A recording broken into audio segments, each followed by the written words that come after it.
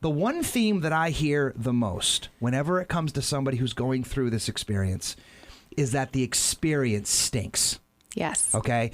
The process of going through it stinks already enough in the first place. The experience doesn't have to be a weight that you carry on top of that. It should be something that facilitates it as easy as possible. Would you not agree? Absolutely. So let's talk about the experience a little bit, because I think this is, after doing some research on you, this is one of your strengths, unique abilities. So let's start with like how you pick your attorney matters. Okay. Would you agree with that? Yes, So absolutely. say more about that. So maybe if I was considering this and I was going, like, what are some things I need to make sure that I need to look out for when I'm choosing my attorney wisely?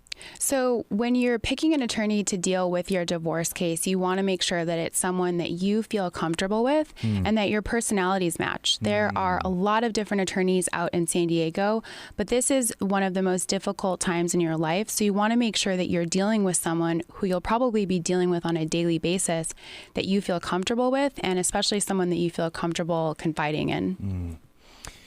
That's good. There's a lot of different structures that I've been aware of as well.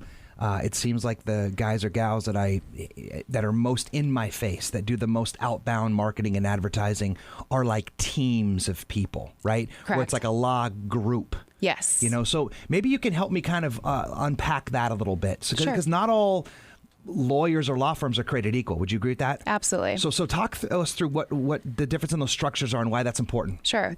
So I'm a sole practitioner, meaning I'm the only attorney at my law firm. So when you hire me, you get me from start to finish. You can rest assured knowing that I'll be at all of your hearings. When you call, I'm going to be the attorney that you speak with. When you hire a larger law firm, you are randomly assigned to an attorney, usually, and oftentimes you're bounced back and forth between several different attorneys. And that usually causes some concern for clients because they don't want to retell their awful story over and over and over again. They want to work with one person who understands where they're coming from, what their concerns are, and have that person be on their side from start to finish. So I always tell people, interview as many attorneys as you can and find someone that you feel most comfortable with, because it's a big decision and you want to make sure that you're with someone that is looking out for your best interests, not just a law firm where you're just another person on their client list. Dude, how true has that got to be, right? Oh, resonating deeply. The only thing worse than having to go through that is to then, you know what it reminds me of? It reminds me of like a police interrogation. Yes. You know, the officer shows up on the scene, you tell the whole story passionately, emphatically, and then then the detective shows up. And then, okay, what happened, ma'am? You're like, okay, and you got to tell the story again. Like, you just want to tell the story to one person, right? Have them completely understand and confirm that they've heard you, and then together you move through that narrative, right? And you're being billed each time you're having to tell your same story over and over Which, again. by the way, I'm going to get to in a little bit, so hold that thought. But you know, so maybe inside that space also, if there's the sole practitioner of the group, and I'm sure there's advantages or disadvantages, so making sure that, you know, you pick which one's important to you. But what about that concept of picking and choosing, right? So is it one of those things where you take whatever case that you get, or is there a level of selectivity that sort of, I don't know, begs itself well for that relationship to go well? Like, how does that whole thing work? Like, Absolutely. So in a larger firm, I would have just gotten randomly assigned an attorney. But now that I'm on my own and I'm the only attorney in my firm, I get to pick and choose the clients rather that I want to deal with.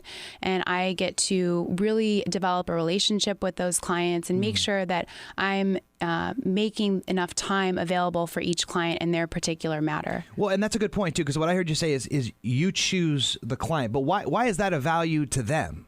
Because they can rest assured knowing that I'm choosing them because I believe in their case, I'm passionate about their position, and that I'm going to effectively advocate for them.